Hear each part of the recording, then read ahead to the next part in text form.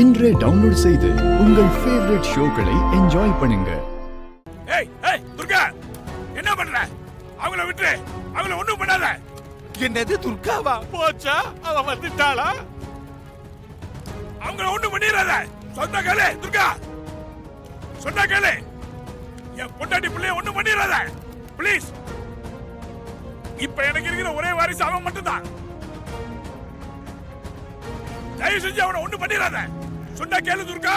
அப்ப மரியாதையா என் புருஷன் உடம்ப நான் இப்ப இருக்கிற உன் சின்ன வீட்டுல கொண்டு வந்து ஒப்படைக்கணும். சரி சரி, நான் பத்திரமா கொண்டு வந்து ஒப்படைக்க சொல்றேன். சின்ன வீடா? இவனுக்கு இது ஒரு கேடா? ஆனா நீ வர வேண்டாம்.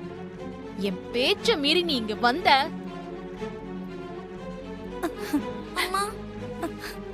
உன்னோட ரெண்டாவது மனைவியும் உன்னோட ஒரே வாரிசும் உயிரோடவே இருக்க மாட்டாங்க. நான் வரல. அவங்கள ஒண்ணும் பண்ணிடாத. சொன்னா கேளு.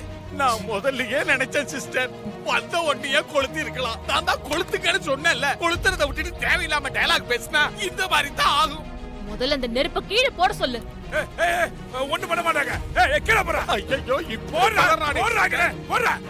போடுறா. அமைச்சரே கொஞ்சம் நிதானம். ஐயா, என்ன எது கேட்காதீங்க. டேய், பாடியை துட்டு சின்னமா வீட்டுக்கு போங்கடா. யோ அமைச்சரே, வேண்டாயா, இந்த சான்ஸ் விட்டா கிடைக்காதியா. சட்டு விட்டு கொளுத்தி விடியா. வீடு போங்கடா. உனக்கு ஒண்ணும் தெரியாது. கொஞ்சம் நிதானமா வீடு போங்கடா. ஐயோ வேண்டாம், கிடைச்ச சான்ஸ் அவசரப்படாதீங்க. திரும்ப ஒரு வாய்ப்பு கிடைக்காது. நீங்க என்ன பண்ணிட்டு இருக்கீங்க? இந்த சான்ஸ் கையில போச்சு. எடுத்து போறாங்க, வேண்டாம்னு சொல்லுங்க. அட பாவிகளா. நான் உன் புருஷன் பாடி அனுப்பிட்டேன். என் பொண்டாட்டி பையனை விட்டுரு. சூர்யா உடம்பு பத்திரமா என் கைக்கு வந்து சேரணும். அது வரைக்கும் இவங்க இந்த துப்பாக்கி முனையிலேயே இருப்பாங்க.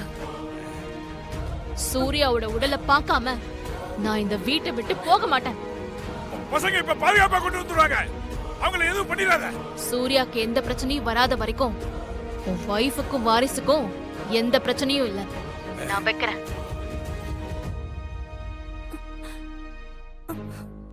டேய், சீக்கிரம் கொண்டு போங்க. சரிங்க தலைவரே. ஐயோ போச்சு, பாடி போச்சு. துர்கா இப்படி யோசிப்பேன்னு நான் கொஞ்சம் கூட எதிர்பார்க்கல. அந்த துர்கா சாதாரணமான ஆள் கிடையாது. நாம ரெண்டாவது முறையா கிடைச்ச சான்ஸ மிஸ் பண்ணிட்டோம்.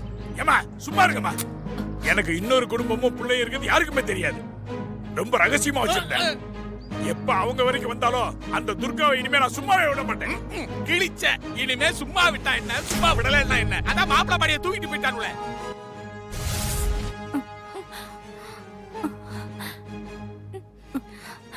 பயப்படாத, ஒண்ணும் இல்ல.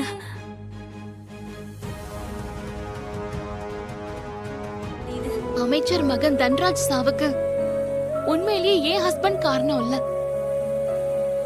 ஆனா அமைச்சர் என்ன தப்பா புரிஞ்சுக்கிட்டு பழி வாங்குறேன்னு சவால் விட்டு என் தாலியை பறிக்க பாக்குறாரு.